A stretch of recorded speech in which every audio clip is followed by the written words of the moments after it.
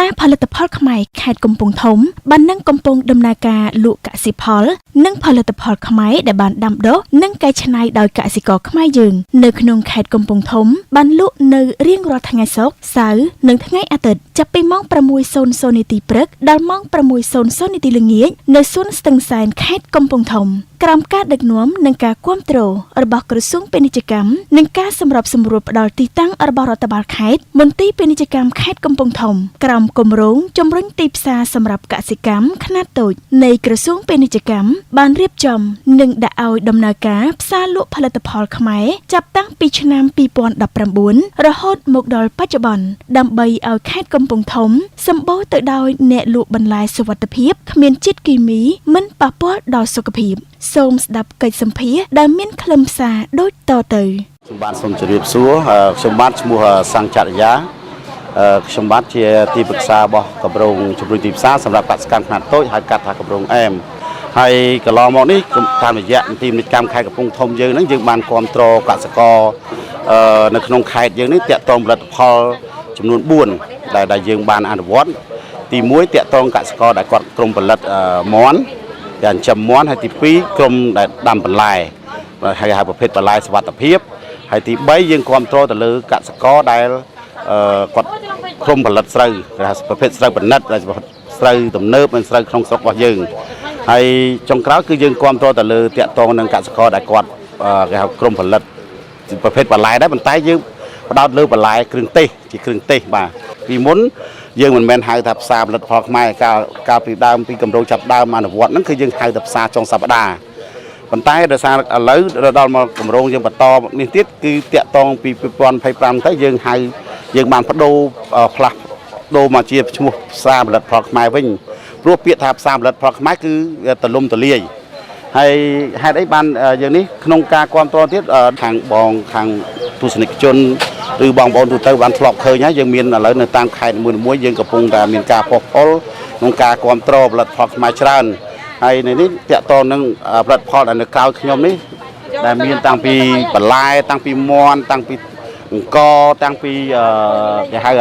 អាហារកែច្នៃឬសិប្បកម្មផ្សេងៗនេះគឺសុទ្ធសឹងជាផលិតផលមួយដែលកើតដែលផលិតដោយកសិករយើងនៅក្នុងខេត្តកំពង់ធំ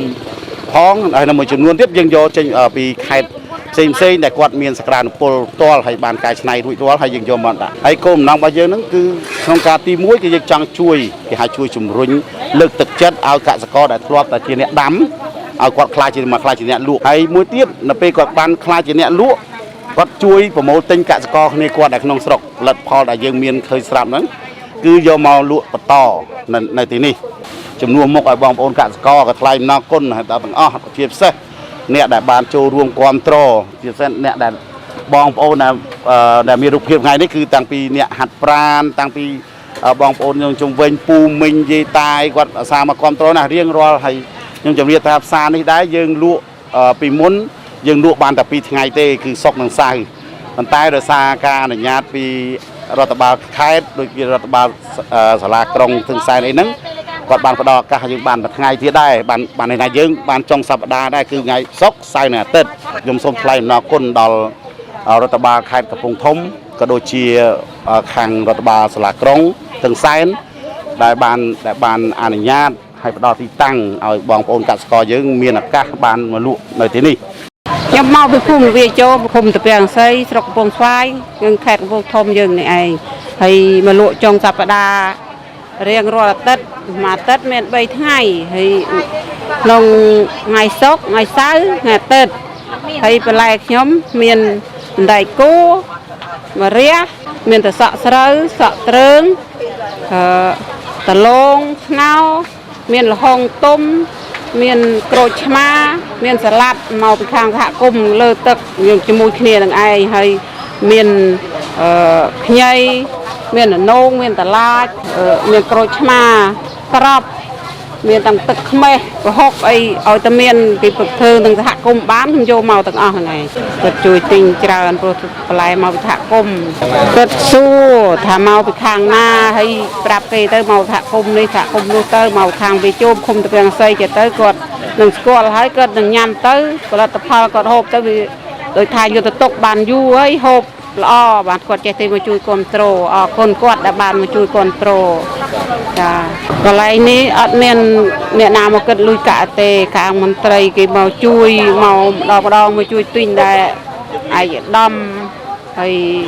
គាត់ឯងចុះមកមើលដែរមកជួយទិញចាទាំងកទាំងឯងកយកមកវិសហគមន៍នៅកងួនក៏ដួលមកលក់កន្លែងនេះមានទី6 7នាក់ហ្នឹងឯងខុសគ្នាខ្លះបោពីក្រៅសហគមន៍ផ្សេងខ្លះជួនកាលដូចគ្នាប៉ុន្តែសហគមន៍ផ្សេងគ្នាខ្ញុំសូមអរគុណដល់ធានទីពាណិជ្ជកម្មនិងអភិបាលខេត្តដែលហើយថ្នាក់ដឹកនាំទាំងអស់នឹងឯងដែលជួយឲ្យរកកន្លែងឲ្យខ្ញុំលក់ហើយជួយឲ្យមកគ្រប់គ្រងអតិថិជនគ្រប់គ្រងទាំងអស់ឲ្យមានសុខភាពល្អហូបទៅសុខភាពចាធ្វើម៉េចឲ្យបានសុខភាពល្អទាំងអស់គ្នាកុំឲ្យញ៉ាំរបស់យកមកពីគេចាសូមអរគុណចា ក្នុងនាមជាប្រជាពលរដ្ឋចាមានចំណាប់អារម្មណ៍នឹងបន្លែសុខភាពចាពួកខ្ញុំទាំងអស់គ្នានេះត្រូវការសុខភាពអញ្ចឹងរាល់ពេលតែថ្ងៃសុក្រសៅរ៍អាទិត្យគឺពួកខ្ញុំប្រជុំគ្នាមកទិញបន្លែសុខភាពទៅខេត្តកំពង់ធំបើនិយាយរួមទៅអ្នកលក់គឺល្អចាក៏លក់មិនថ្លៃទី1ទី2ការនិយាយស្ដីជាមួយអតិថិជនក៏ល្អចាហើយបន្លែហ្នឹងគឺអត់មានគីមី